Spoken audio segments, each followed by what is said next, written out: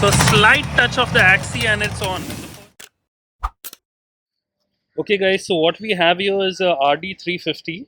It belongs to Yazad. Yazad, please come in the frame. Proud owner of this bike. So this single cylinder Yamaha is in demand. The twin cylinder is even further demand. So Yazad, what's the story behind your Yamaha? There has to be an emotional connect. This is not like a 4-stroke bike, right? Yeah, so okay, so it's a 2-stroke over here, and it's got more power than most bikes. is this a high torque or the low torque? This is actually a slightly souped up version. I have another bike which is a high torque. But this is a souped up version of the low torque or high torque? Of the original of the high torque. Okay, model? It's an 84 model. So one of the first batches? One of the, yeah, it's set out in 83, so probably the second year of the batches that were there. Okay. Okay, I have a number of RDs, so some of them are stock. This is a highly modified bike. Okay. Okay, so it's got disc brakes, it's got mag wheels, it's got a potted engine. We are going to go on every modification. Number one, I noticed your meter unit. Meter. Yeah. Is this stock? No, this is stock from one of the other Yamahas as such. Which one? It's from a 250. It wasn't sold in India. Unfortunately. Yeah. Okay, so it's a meter unit which is there on that. Okay. And it works quite okay, but it's a US spec, so it's in miles per hour. Miles per hour. That's that, because I was wondering 140 is just too less in terms of kilometers. Yeah. Well, for most of us guys who ride the bike, you don't really look down at the meters much. Exactly. So you have your fun on that. That is the main point. The handlebar, is that stock? The handlebar is stock, yeah. It's nice and wide. That, yeah. Okay. It's got these things, balloon grips, which were quite popular at one time. Oh, yeah. Yeah. Okay. Yeah, so actually. Okay. Now coming to the headlight, I think the only modern touch you have had is the... Yeah, we've got the LED lights over here because the basic lights of the bike were not so good. I do a lot of highway riding, so having a basic set of LEDs is good. But the overbright LEDs is a bit too much. It'll blind the other guys. But you have these really small LEDs that you can place. I mean, me personally, this bike looks so stock, but this kind of looks out of place. Don't you feel like, you know... Well, I've tried to keep it so that it stays in the body line of the bike itself. It replaces the indicators, which are just these tiny units at the bottom now. Yeah, so it stays a little compact on the unit. Okay. As such. Now, the first thing I noticed on the ride are these twin discs and the era-appropriate Yamaha original alloys. So, if you can tell me a bit about this. Okay, so this was the original air-cooled Yamaha which was sold in India. Okay, subsequent to this, they came out with the LC and then the RZ models which were water-cooled. Which were not launched in India. No, they were not launched in India. Those had a more modern frame with a single swing arm at the single shock swing arm at the back, and it had the double discs in front and a single disc at the back. Okay. So this is the RZ front mag wheels. Okay. Which are there. These are magnesium alloy, not the regular aluminum alloy that we get right now. So they're pretty much bulletproof. The brakes are a little bit overdone for this bike. Exactly. So my concern is, once you wear these out, how do you replace it? The pads inside are fully replaceable. It's a standard unit from another bike over here. Okay. It's from a later model R1, actually. The caliper set, Okay, so that is what you need to replace. So you can at least replace the pads inside the pads, caliper. yeah, that's right. Yeah. Nothing happens to the disc itself. It's a very sturdy, unfortunately quite heavy compared to modern day bikes. Yeah, but that's okay. The bike is heavy as it is. No, but I mean, this is a bragging point. This is rare. RD is rare, and this is even rarer. Okay, now similarly, we've got a rear disc setup on this also. Okay. This is also from the RZ, which has been built in. Now, this was an original unit which actually was at 90 degrees, which stays with the swing arm. Okay. But because of the shock, it cannot be put over there. So a little bit of our normal jugaad has been done over here by my mechanic, where a torque plate has been put and is put in the right direction over here. Works beautifully, but the bike doesn't really need a disc brake at the back. The mag wheels are damn good for that, but it comes with a disc brake, so it was a full set. Okay. Yeah. And this is also replaceable, the Yeah, pads this also inside? has the disc pads which are replaceable. So it's not much. No, I mean, it is replaceable, but the availability, it is Yeah. available. You do get them, or they can be built locally also. It's not much of a problem. Okay. Yeah. So, which bikes? Again of the RZ 350, Okay. which was the water-cooled Yamaha, which was Okay. the, you can say, next generation of the RD Okay. as such. And how long do these pads last? A couple of years at least. How often do you ride this bike? Is it a It's a everyday? completely daily use bike. It's a daily use bike. Daily use bike. I use it all the time. I ride on the highway. We go out for rides and stuff, which are generally day trips, Okay. 200, 300, 400 kilometers and back or so. Wow. Good fun, yeah. What are the true miles or kilometers you have covered? Oh God knows. I really don't know whether this is accurate also. It's But, 24,000, but I think it'll be much more. Yeah, it'll be much more than Much, that. Yeah. much more. Most of these bikes, at some stage or the other, the cable gives out. So Yeah, I understand. if you don't fix it, that many miles are getting added on. But again, it's 24,000 miles. Yeah. I've ridden, my bike is 7 years old, 8 years old, and I've just done 1,900 kilometers. Hardly ridden it. Yeah. But you No, use this it one as an is everyday really rider. And I have more than one, so I circulate between them. So I'm Yeah. one of the odd guys who has more than one RT. Also. And you're making the decision of selling one of your Yeah, RTs. they're being sold. You So- just have too many of them to use at one time. There's never too much of a bike. I mean, you can have an entire garage and you can still source vehicles. Okay, now coming to your engine. Yeah. Could you tell us what has been done? I mean, So it's whatever work has been done on this engine has been done by the previous guy. this is a second hand. This is it's multiple hands. Most of these bikes change hands quite often. How long have you owned this I've owned machine? this for the last 4 years. Okay. Yeah, absolutely nothing has been done on the engine since then. So it's got a mildly ported engine. It's got flat slide carburettor, so that's Flat again a change from the slide, okay. conventional. But see, I'm actually working on my Impulse. It's got a Charisma's engine. I'm putting a 250cc cylinder in it. All right. And I was just speaking to my friends regarding a flat slide. So what they mentioned is it's just either full power or less. No, it's a wrong impression that most people have on that. It's just a faster movement of the slides. They work better. They're more compact in size. Okay. Yeah. In this case, I've got separate filters, so I've removed the filter box from that. Okay. But otherwise, it's I would say unless you're using it for heavy performance, a flat slide and normal carburetor, not much difference Okay. on that. Yeah. And you're using it on an everyday basis. On so, an absolutely everyday. so there's no joke in power. It's nothing. Very smooth. The bike from the power delivery is very good. okay. It's got 6 gears, so it stays within the power band regardless of what speed you're riding at. I understand. Yeah. Realistically, what is this cruising speed? Cruising speed about 120 would be absolutely effortless for this bike. And at what RPM does it touch 120? Well, approximately about say 6,000 RPM. 6,000, 7,000 RPM. And what is its red line? Red line is supposed to be about 9 to 10,000 RPM. We rarely go to that extent. Okay. Usually. And how fast have you ridden? No? Well, like I said, since it's in miles per hour, it's just so tough to gauge. But the bike's top speed would be about 145, 150. 50-ish. Yeah. Okay. Okay. Slower than a KTM Duke 390, but again, It depends, but it's got a lot of pickup on the unit. So actually, on the highway, overtaking vehicles, etc., is completely effortless on this. Yes. Yeah. Yes. And it's a relatively heavier bike. It's more stable on the road. You're sitting more squat on the bike. Okay. So you feel very safe. You don't feel odd, even in buffeted winds or other things like that. Of course, the added weight, etc., is because it's over a 30-year-old bike now. The design itself is 45 years old. I understand. But what matters, like, see, the KTM 390 Duke may win in acceleration.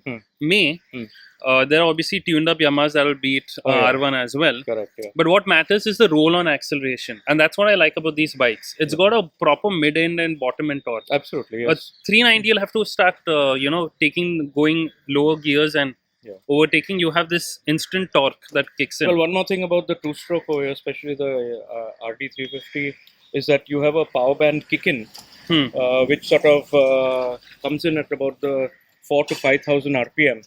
Okay. And you can physically feel the difference as it crosses that RPM, especially on hard acceleration. Absolutely. So a well-tuned RD and stuff will pop up the front wheel in second or third gear also. Okay, sometimes giving a rude shock to somebody who's new on an RD. Yes. Yeah. So my friend actually owned a RD. He was smart enough to purchase it that time. I remember sitting in the rear seat and me just sliding away. Because the max that I had sat on was a CBs that launched at that time. Right. So the power for someone who's not anticipating from a 30-year-old bike, it's like phenomenal. Well, even as a 30-year-old bike, and as we mentioned, although it was launched in India 35 years back, it's actually a design which is over 10 years prior to that. Prior to that, exactly. Yeah. But it was a giant killer of its time also. The system that was used in that, the two-stroke system, was extremely good. It beat other bikes of much higher CC. And the later model that came out with the YPBS, which was a variable valve system, was even better. Unfortunately, it was not launched in India. Not so. Yeah. But again, you can't blame Yamaha. They actually put in the effort. Oh, yeah. And we were inclined towards fuel efficiency. That's why the low torque model came.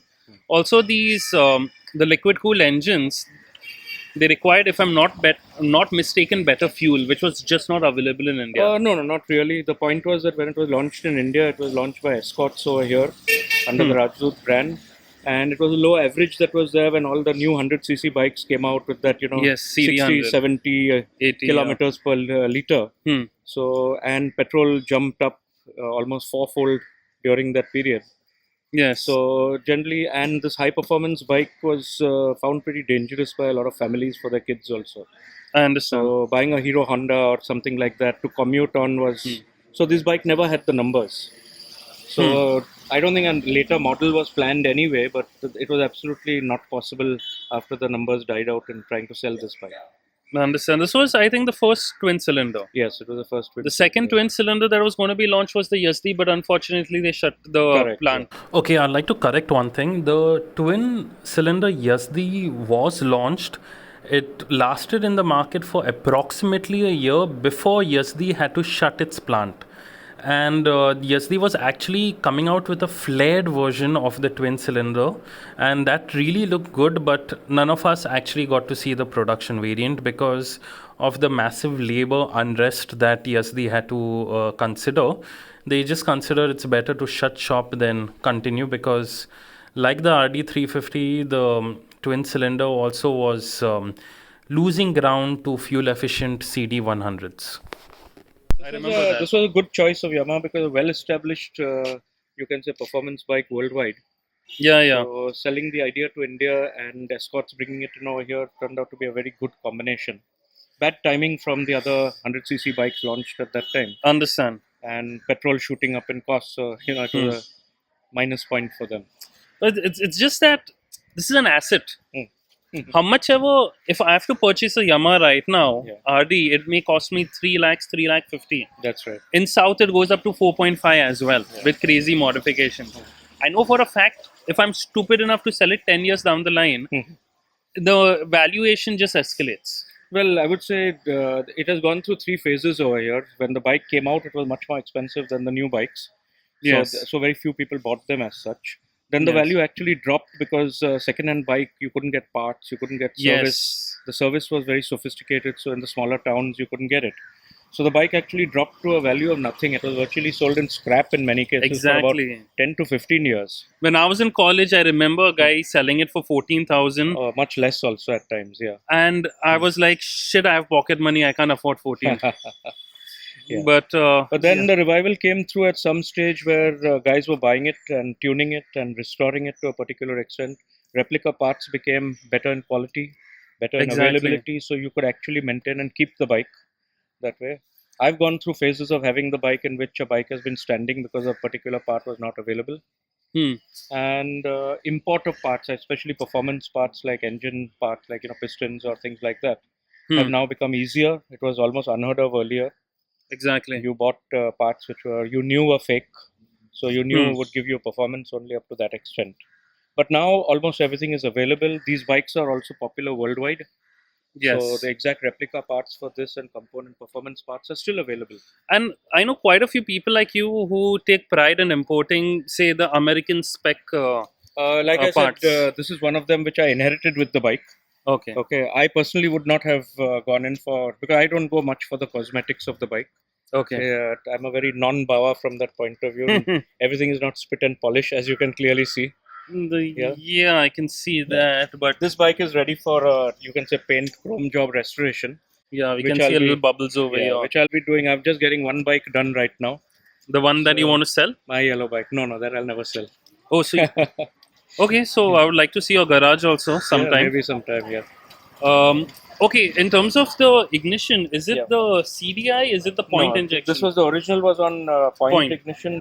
Most of the people have changed over from the point system to the CDI system. So I still have one bike on points which runs just fine. Okay, But this one is on CDI, so which means it requires no tuning, nothing.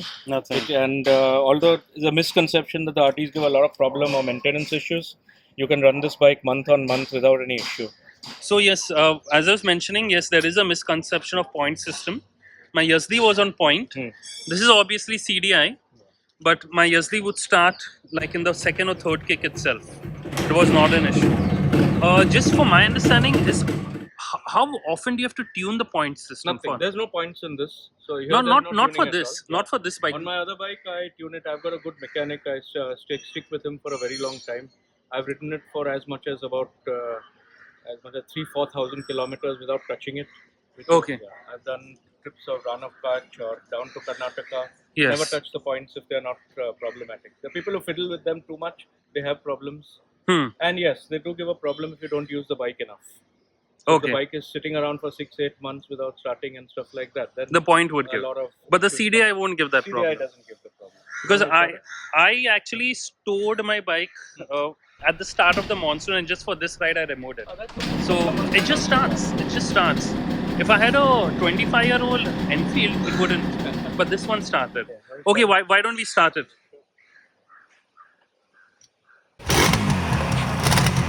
So slight touch of the axis and it's on in the first kick. Could you rev it?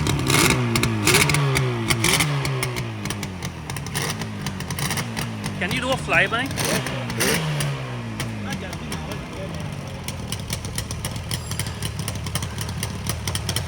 Safety first, that's good.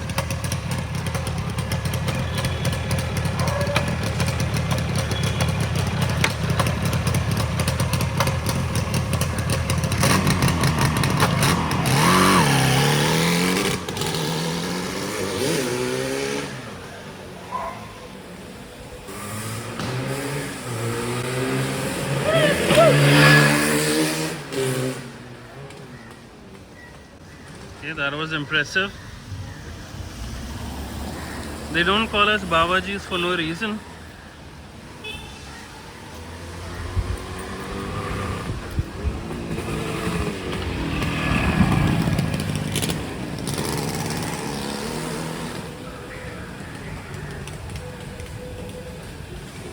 Age is just a number. You need to be young by heart.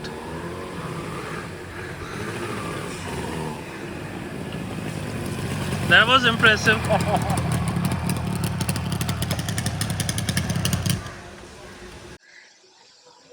You can see the smile on your face, man. And that's what matters. I mean, you live for this. You live for the adrenaline, you live for the reliability. Well, man, anyone who wants to use one, just get an RD, ride it once, and you'll be hooked. No, but what matters is you need a mechanic as well. You do, yeah. So most of the cities have them. Most of the keep track cities- who's there. People who have them know where they are. You got to trust them. There's no doubt about that. Yeah, I know. And Just a lot of guys actually work on the bikes themselves also. It's not a very Okay. difficult bike to work on. a It's quite two-stroke simple. is relatively simple. This front mudguard, Yeah. I've not seen this on RD. Which one is No, this? it's from some old Pulsar or something like that. Oh my Somebody god. worked with that, yeah. The original mudguard of this is a very crude old design. Sort of. No, but isn't it eating you up that you have a pulsar part on a RD? It's I like don't mind. I'm not very fussy about that. Yeah. Yeah. okay. This bike is a bit of a mix and match bike. I've got another bike which is almost stock, so So we that is will be good. covering Yazad's other bikes, especially the bike that he wants to sell. It'll be on sale. I'll help you all with the details. But as of now, Yazad, thank Yeah. you for your time. Thanks a lot. Nice being with you. Nice meeting you as well. And till next time, do subscribe for more two-stroke content as well as my impulse content, which will be following. Thank you, Yazad.